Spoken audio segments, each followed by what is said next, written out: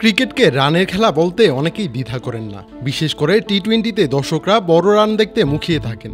আর সেটা যদি হয় টি-20 বিশ্বকাপ, তাহলে সেই উন্মাদনা হয়ে যায় দ্বিগুণ তিনগুণ। তবে সর্বশেষ টি-20 বিশ্বকাপে হাতে গোনা কয়েকটি ম্যাচে শুধু দেখা গেছে বড় রান, বাকি প্রায় সব ম্যাচই ছিল রান খরা। এ কারণে বিশ্বকাপের মাঝপথেই জেরার মুখে পড়তে হয়েছিল আয়োজকদের।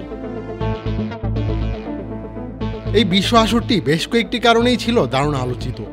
এর মধ্যে একটি হলো বাজে উইকেট। বিশ্বকাপ জুড়ে লো স্কোরিং উইকেট নিয়ে সমালোচনা হয়েছিল অনেক।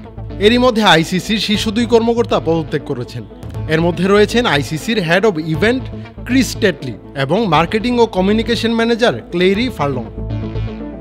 ফার্লং সংস্থাটির বিপণন ও যোগাযোগ বিভাগের মহাব্যবস্থাপকের দায়িত্বে ছিলেন। টেটলি ভেন্যু পরিদর্শক দলের সদস্য ও আয়োজক কমিটির প্রধান ছিলেন। ভারতীয় সংবাদ মাধ্যম নিউজ 18-এর বরাতে জানা গেছে, সর্বশেষ টি-20 বিশ্বকাপে যুক্তরাষ্ট্রে অনুষ্ঠিত ম্যাচগুলোতে প্রয়োজনের তুলনায় বেশি অর্থ খরচ করা হয়েছে।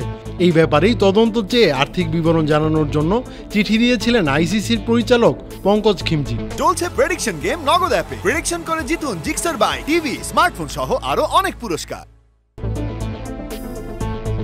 সপ্তাহখানেক পরেই শ্রীলঙ্কার কলম্বোতে বসতে যাচ্ছে আইসিসির বার্ষিক সাধারণ সভা। এর আগে এই শীর্ষ দুই কর্মকর্তার পদত্যাগ বড় আলোচনার জন্ম দিয়েছে।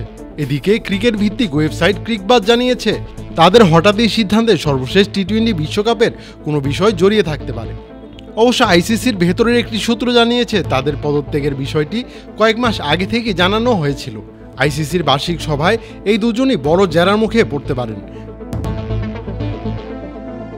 বিশেষ করে নাসাউ কাউন্টি গ্রাউন্ডের রিভিউয়ে বেশ বড় চাপে ছিলেন আইসিসির এই দুই কর্মকর্তা। এছাড়া যুক্তরাষ্ট্রের লডারহিল, ওয়েস্ট ইন্ডিজের সেন্ট ভিনসেন্ট সহ আরও বেশ কয়েকটি ভেন্যুতে লো স্কোরিং ম্যাচ হয়েছে, যা বিশ্বকাপের উত্তেজনায় কিছুটা হলেও বাদ সেধেছে।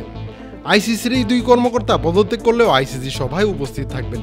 এমনকি আরও কিছুদিন আইসিসি দায়িত্ব পালন করবেন তারা, যাতে করে নতুন যে কর্মকর্তারা যুক্ত হবেন তারা যেন নিজেদের কাজ বুঝে নিতে পারেন।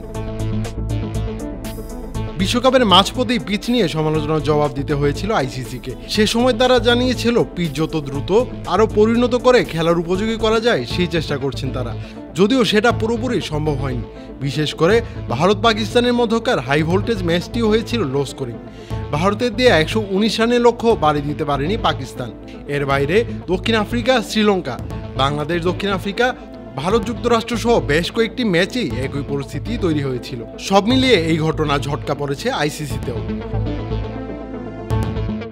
টি-20 বিশ্বকাপে যুক্তরাষ্ট্র পর্ব চলাকালীন বাড়তি খরচা নিয়ন্ত্রণের কোনো ভারসাম্য ছিল না বলেও দাবি করেছে নিউজ 18। তারা এক প্রতিবেদনে জানিয়েছে, আইসিসি আশা করেছিল টিকিটের দাম বাড়িয়ে অযাচিত ব্যয় পুষিয়ে নেবে, কিন্তু দর্শক শূন্যতায় উল্টো মোটা অঙ্কের গচ্চা দিতে হয়েছে তাদের। সৈয়দ সামি, ক্রিক ফ্রেন্সি।